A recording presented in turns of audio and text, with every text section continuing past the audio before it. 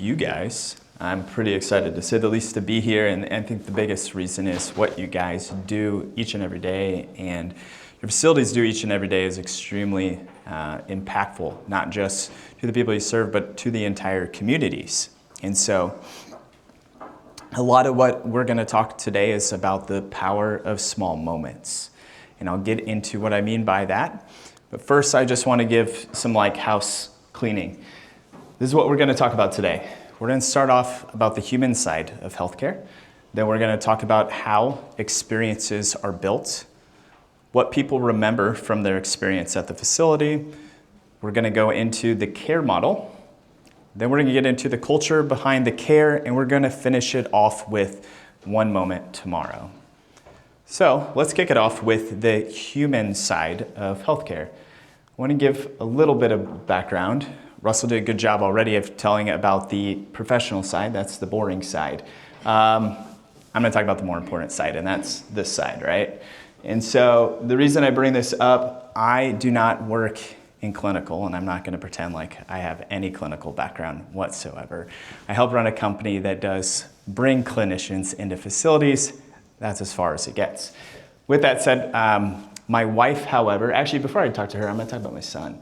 My oldest there, the one that's the taller one, he just started yesterday his pharmacy program, which I'm extremely proud of, to say the least. And my wife is a respiratory therapist. And the reason I bring this up is because when my wife comes home from work, she doesn't talk about how great the machines are that she works with, right? The stories I get to hear is a lot about the patients that she gets to interact with. One of my favorite ones was, it was just recent. She went and had a drink with one of the patients. He was older, celebrating, I want to say, his 75th birthday. And his birthday and my wife's happened to be in the same week. And she said something. He's like, it would be really nice if you would have a drink with me and the other girl working there. And she said, of course. So they went out and celebrated, and he took some pictures, and he was like, turned to his wife and he goes, look, I told you I make friends.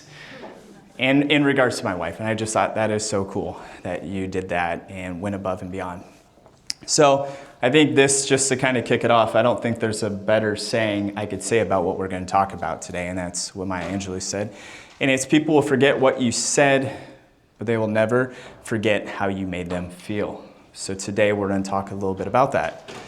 Now, I don't want to talk much about the work I do, but I do want to touch base a little bit, because what I do sometimes hits home. So that is a picture of my wife and her grandma. I want to say this would have been 2019, right before COVID happened. And at that time, her grandma was not doing so well, and she was put into hospice. And I remember going to the hospital, and we were kind of sitting in the main commons area. Her grandma had, we were a large family. So cousins, family members, you name it, we get about 50 people every Sunday together for dinner as much as possible. And so she would host everyone in there. So imagine all the cousins are there, and one by one, they're trying to get a chance to get some time with grandma. And I was just sitting there, and as I was sitting there, I'm kind of watching things happen in the hospital, and I look up and I see the nurse that is taking care of her grandma and leaving. And I recognized him. He had been into my office maybe a month or so prior, and happened to be one of the people that we were lucky to place in that hospital. And we service hospitals all around the country, but it kind of hit home. Had we not had this person there working, who would have been taking care of her in that moment? And so it's just a reminder that each and every person we take care of, and that you guys make sure are getting taken care of, they are somebody's friend or family. So, ever see somebody walking through the hospital with a suitcase?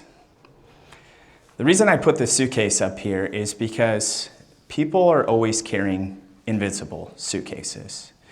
And what I mean by that is you never know what people carry when they're coming into your hospital. Whether it's their financials, what's going on at home, just questions. A lot of times we see that's room 214, and they're just going, am I going to be okay as I leave here? I want to touch on this really neat story that I read and about this doctor. Now, whether it's true or not, I don't know, because I took it off social media, to be quite honest. But I love this story, so I'm going to share it. So this doctor was taking care of one of his patients, and unfortunately the patient didn't make it. He passed away. And as he was taking care of that patient, the patient was trying to talk to him, but he was really focused on the clinical side of his care, doing everything he could to make sure he got better. Unfortunately, it didn't work that way. And as he was leaving, he came across this photo that the guy had with him. And in that photo, he was standing in front of a convenience store. And his wife let the doctor know that that convenience store is a company that he had ran for the last 20 years, and he was very proud of it. It was his pride and joy. And what the doctor realized at that time is that he could tell you every little clinical part about that patient, but what he couldn't tell you was anything about the man himself. And so what he did was he went out and bought a little black notebook. And he decided, I'm going to take a time to write something in this notebook that has nothing to do with their clinical care. And so as he's taking care of these patients, he's building up this notebook. Whether they owned a convenience store or maybe it was a teacher who he said, okay, what was the most impactful thing of teaching? And she said, I'll never forget the first time one of my students read. The sound of a first student reading is something you never forget. And so he took the side of what I call the human side of healthcare, in realizing that we can give all the good clinical care we can, but what are we doing to make sure that the people feel seen? And sometimes the best powerful medicine we have is making sure people do feel seen. So I ask all of you, who needs to feel seen right now? Can you think of somebody right now that you have been taking care of, or someone under your team that has, and really what can you do to make sure they feel that? As we walk into how to get seen, we're going to talk a little bit about how the experience is built. Now, patient experience, I know this is called clinical track. To be quite frank, this is not a clinical track in my opinion. Clinical is the front lines. It's extremely important. But the experience is every person's responsibility. It is not just clinical. And so I like to use this drawing here of an F1.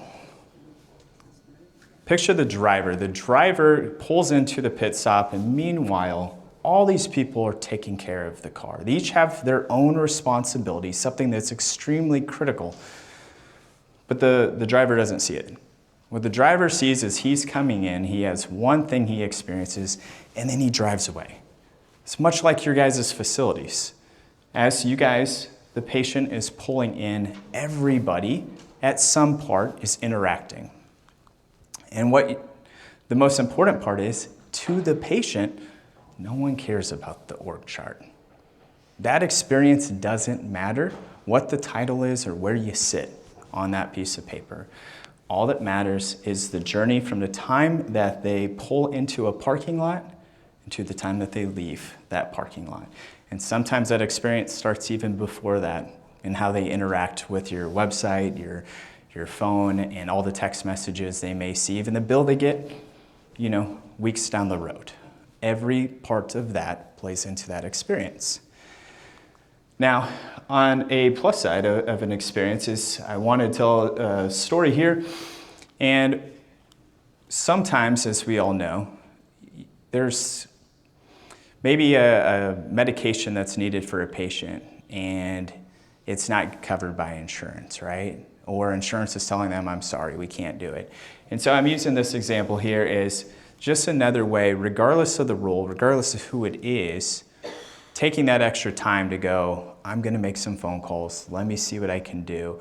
I've heard countless times of people that were denied what they needed in care, and then someone went above and beyond to make sure that they got what they needed. That's one good example of what that patient experience is.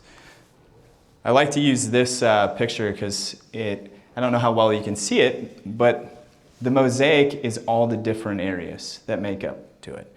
And so when we think of care, the care is much like this mosaic, all the little pictures and all the things from A to Z is what's going to make a difference. Now, I think all of us know what good care feels like.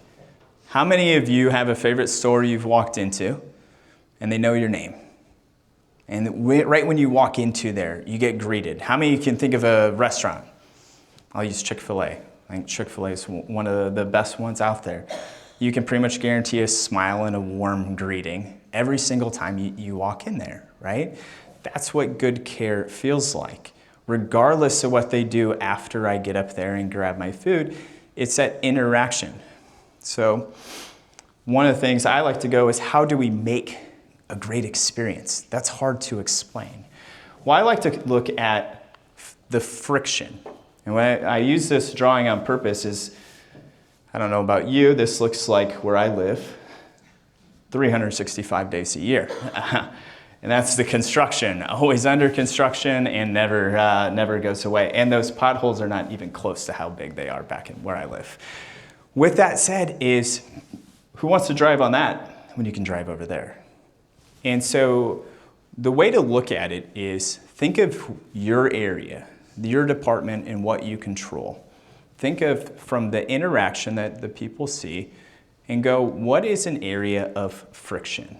Where's an area that there's an unnecessary speed bump that you currently have in there? And what are you doing to try to minimize that? It may be something you can't take completely away, but what you can do is find ways to make it just a little bit better. And when every department takes that and they make it just a little bit better, you create a lot smoother roads. Now, another good example is, just because I wanted to throw it in here, is how many of you have ever had a patient that was supposed to fill something out and they left before they did, right? And it's thinking of little opportunities of like, tell you what, this particular patient was actually a story I'm going to steal from my wife. She said one of the patients that had come into the clinic really was having a hard time walking. And he left and he forgot to sign something. And she said, tell you what, just pull up, give us a call, and what we're going to do is I'll run out to you and I'll bring the paper out to you and you can just sign it there. That is a moment of removing friction. And what are areas where you don't need to make somebody walk in, or in that scenario, take that extra step for their care? Now, another way I like to look at it is this ledger and all the different things that happen during that time. And during the ledger, I have a few examples on here, is what you are doing can either add to the experience or it can take away from the experience. When they're walking through the hallways and they pass by, are they getting greeted with a nice warm smile? Again, waved at, even a hello? Or is somebody too distracted with their phone as they're walking by and they don't even give a chance to look up and see that they are walking by? Each one of those little interactions is either a plus sign or a minus sign on the ledger of the experience. And what I think we can all agree on is that we don't get better by doing necessarily more when it comes to the great experiences. A lot of what we're going to talk about today is very simple things, and most of the moments are extremely small but impactful. So let's move on to, what do people remember? The reason I put this in here is I want to start with two patients. Now, both of these patients are undergoing a colonoscopy treatment, all right? And the reason I brought this up is because this is a real study that was done. In patient A, they had a much shorter procedure.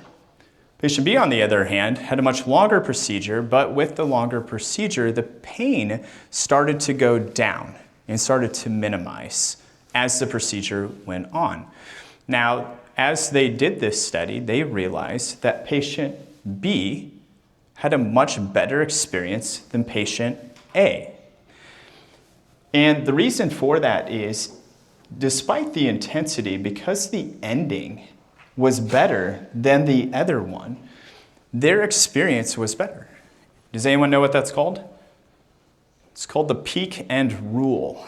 And what it is basically saying is that the experience is not the total time they have divided by minutes. It doesn't work like that, right?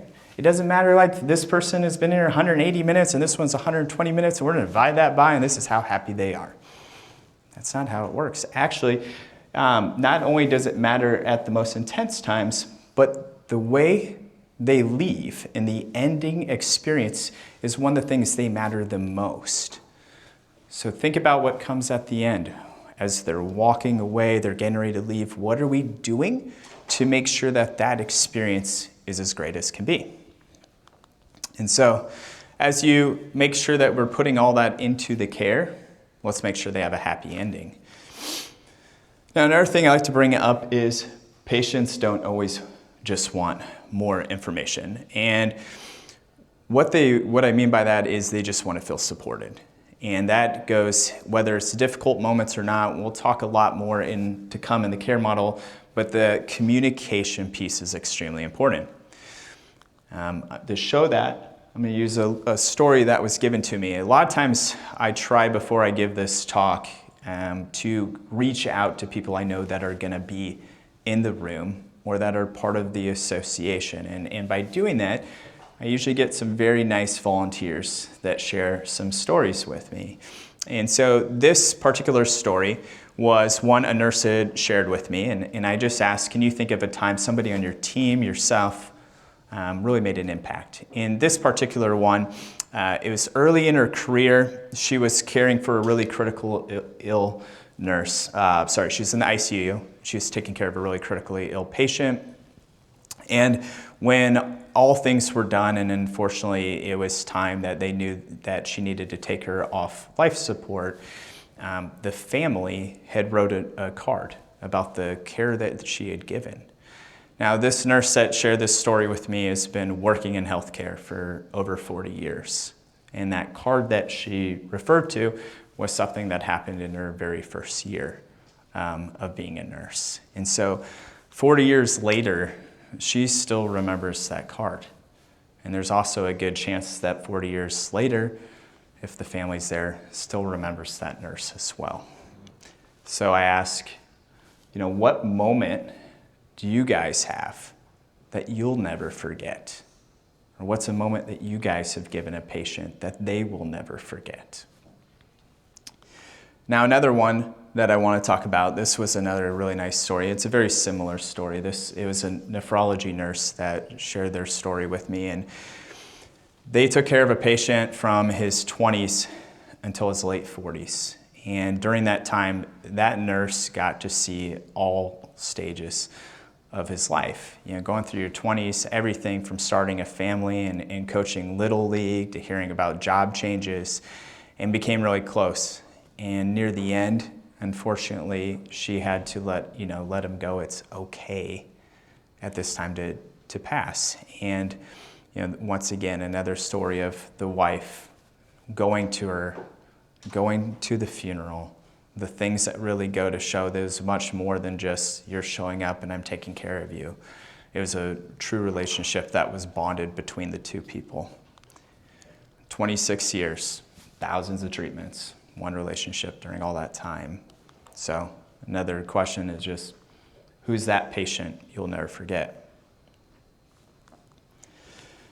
Now, as we talk about what the patients remember, one of the things is, as people, we want to feel known.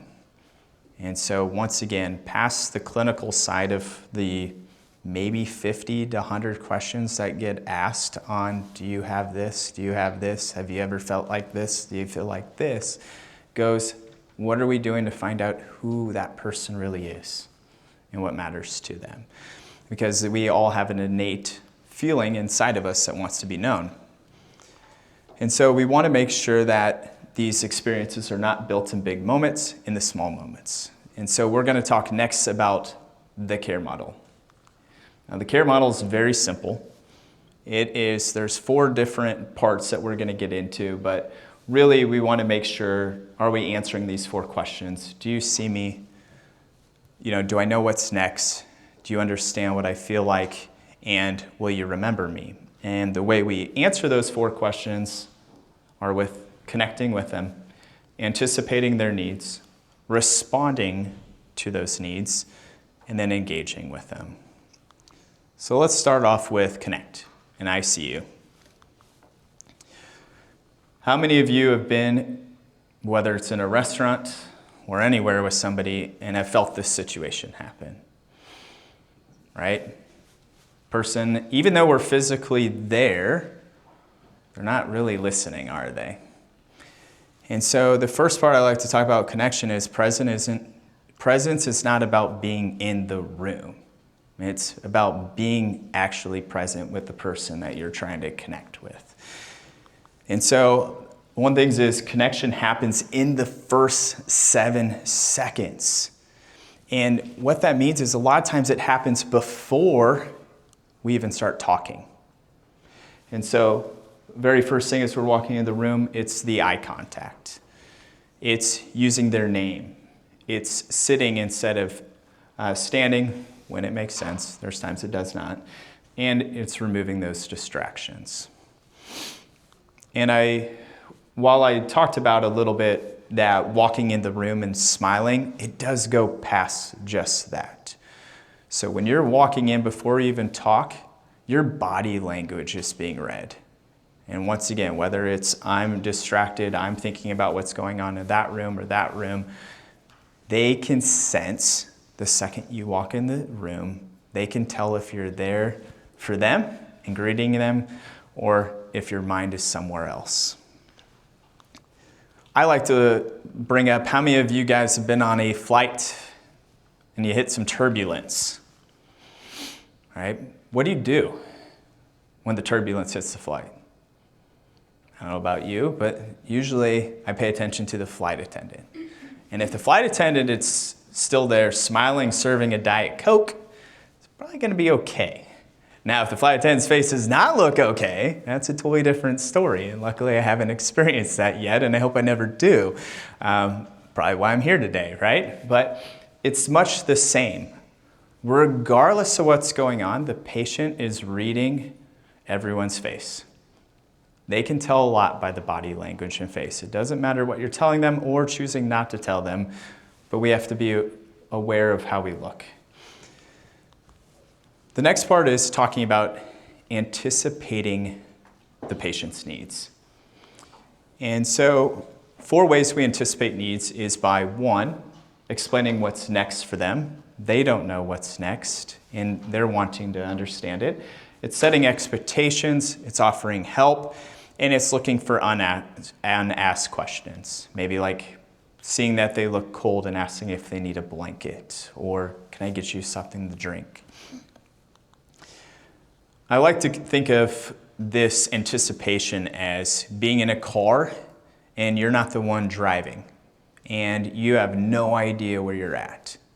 And so all of a sudden you look up and you're confused, going, where are we going? Are we even on the right path? How long is it going to take us to get there?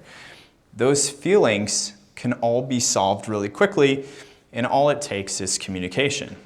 Now, the other part that probably does it even more is, sorry airlines, but I like to pick on you, is how many of you have been sitting, waiting for a flight, and the flight is supposed to board in about 2 minutes. And you look out there, and there's no plane. And it says on time, for some reason, still on that screen, even though in 2 minutes you're supposed to be boarding. We all know we're not boarding in 2 minutes. They know we're not boarding in 2 minutes, unless magically this plane pulls up, everyone gets off the plane and cleaned in the next 2 minutes. And how bad does that stink when no one communicates with you? And all of a sudden your app goes off and it goes, oh, flight delayed another 20 minutes. And then 20 minutes later, it buzzes again. And more than likely, they have a pretty decent idea what's going to happen. And so that lack of communication is really no different than what sometimes patients can experience. Part of that experience is they don't know what we know or what's going on behind the scenes, and maybe what's even going to happen next. And so doing and taking that time to really explain to them and make sure that they understand what is going to happen next is another way that we can create a great experience. Now, we talked about earlier the clinical, non-clinical side. I like to show it with a picture of this great looking restaurant here. And while we go into our favorite restaurant, we experience what's over here. We're going to sit there and have a great meal. What we don't know is what's happening behind the scenes, right? We have no idea what's going on in the kitchen.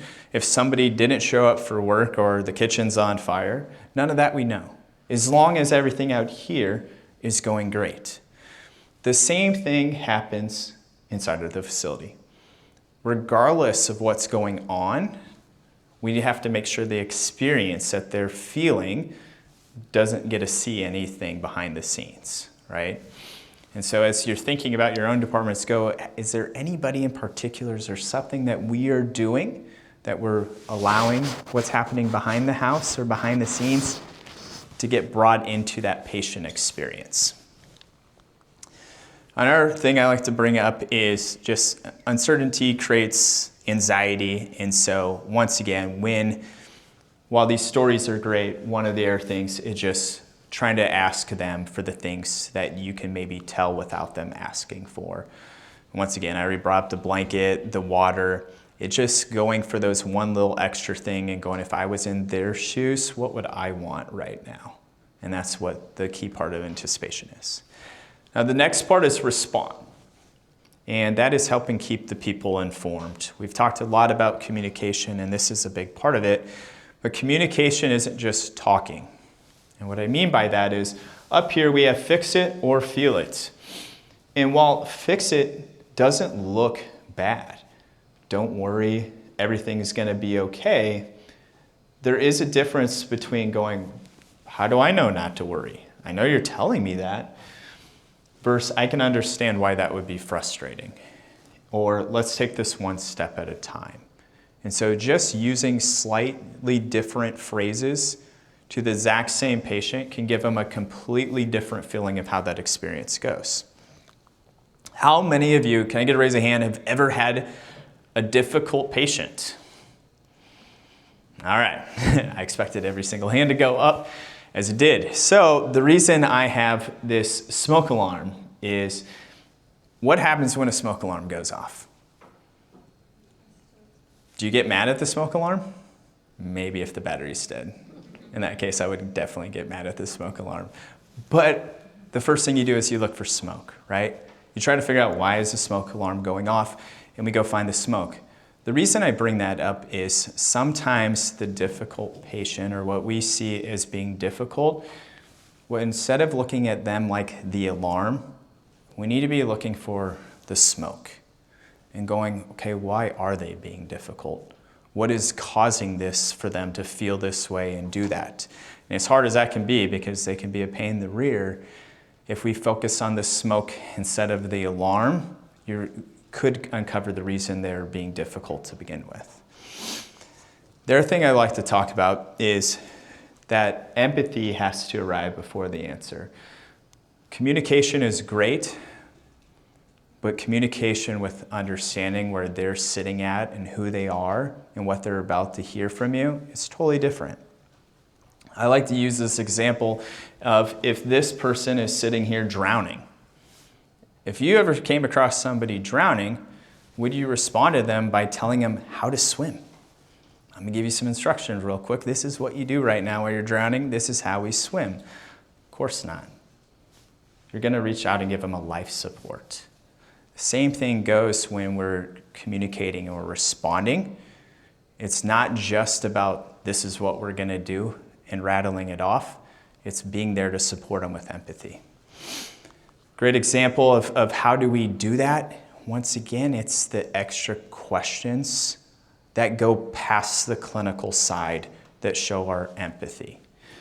In this case, it was somebody that's in the room and going, that just maybe lost a loved one in the last year, and going, well, can you tell me about him?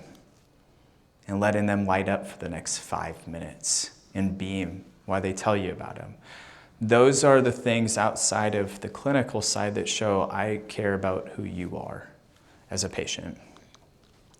And my favorite saying is, sometimes we don't need a medical answer. We just need a human being. Let's go into engaging. And that's very similar to what we did as far as people want to feel known, and how do we do that?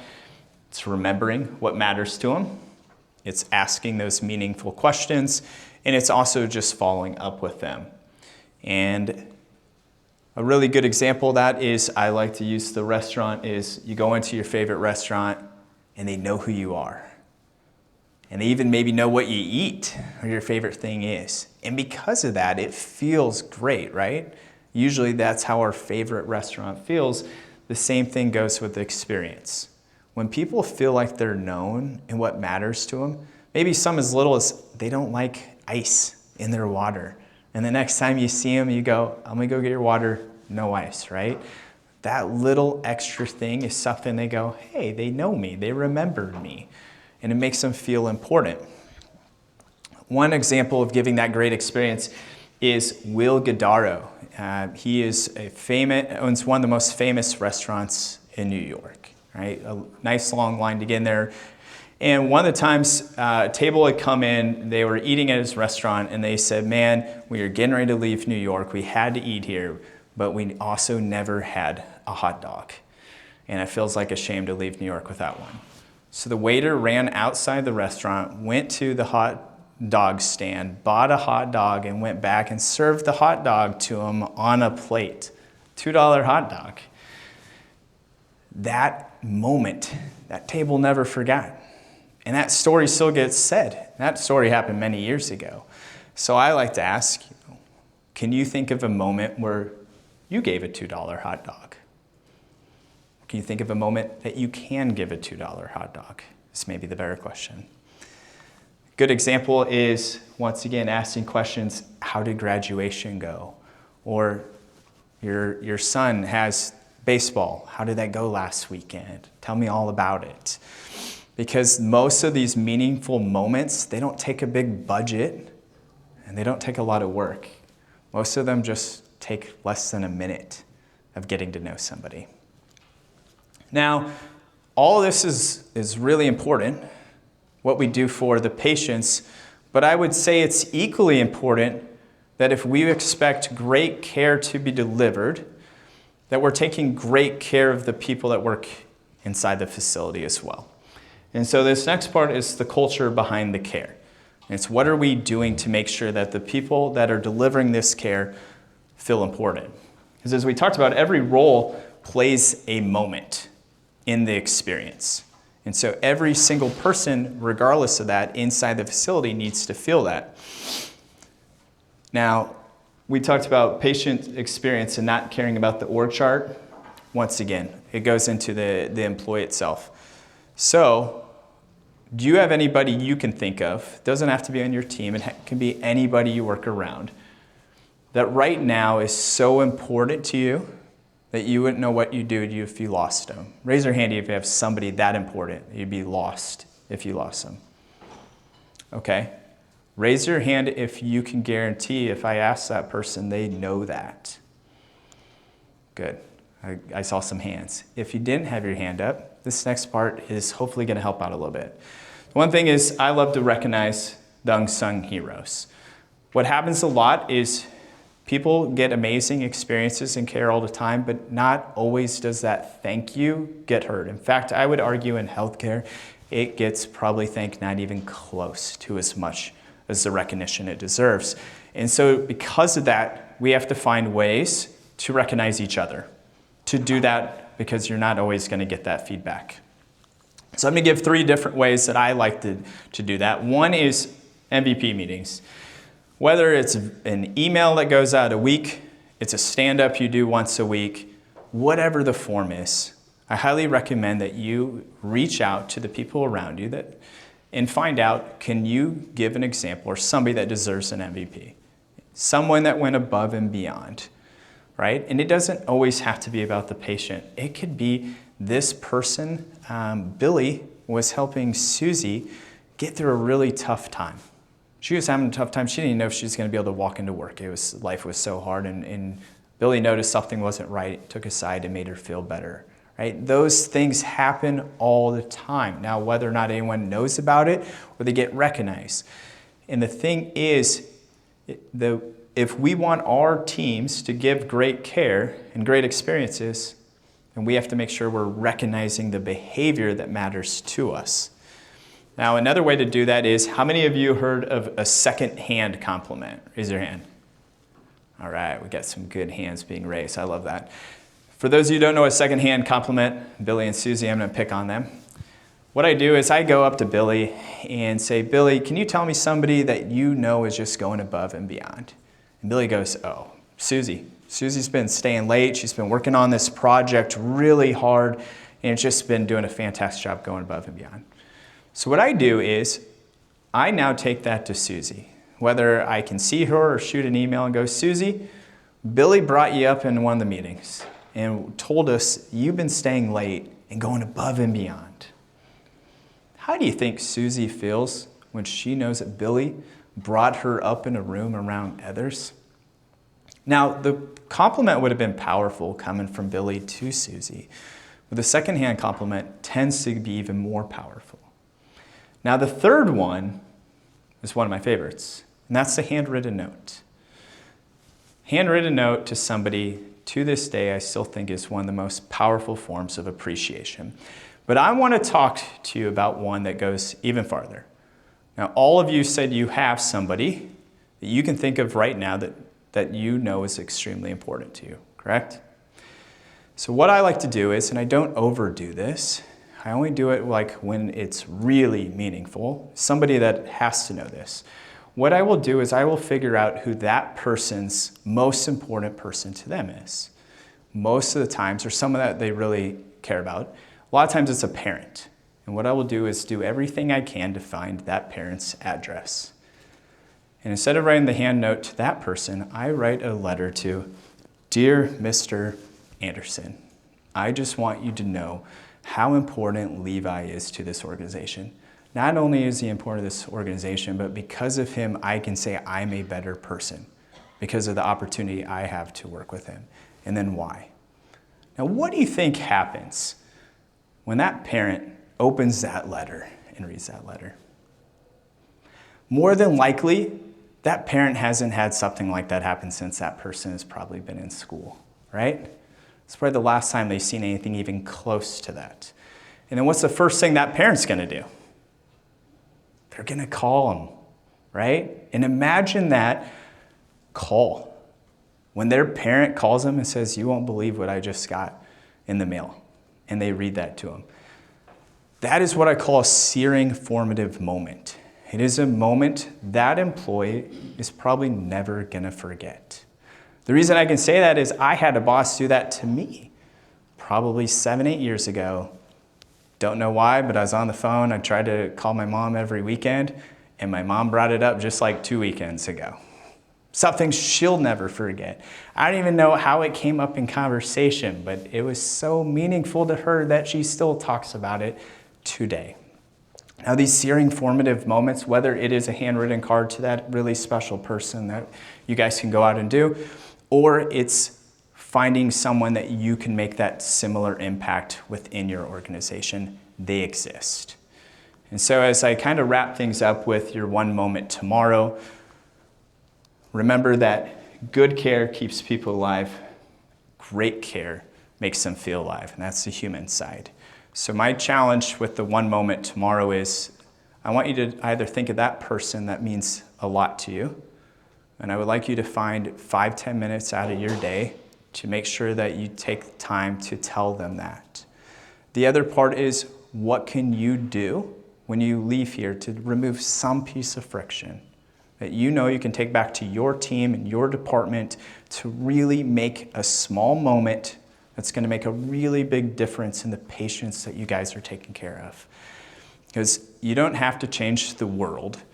You just need to change 1 second for one person. And really 10 seconds is all it takes for something for them to be completely unforgettable. So, as I wrap this up, I do have a field guide. And what I mean by that is, unless somebody really wants every single slide on here, which as you saw was a lot of slides, and I'll gladly send it to you. The other thing you can do is connect with me and just shoot me a message. And what I have is a takeaway version. So I can give you this if you want, or a much, much, much condensed without all the jokes and silly things in there of what we covered today. So Love for you to do that. Also, I think you're going to probably talk about it, but I'll just bring it up. I have You Are Capable More. It's a new release that I just had come out. The reason I bring that up is for all you that are in here, we are going to have complimentary books and a signing outside there in the foyer. I'm going to follow Russell. He's going to have to tell me where to go from here, but I'd like you guys all to thanks to Torch for providing those for all of you in here. Just a couple of quick housekeeping notes, and as Chris said, there'll be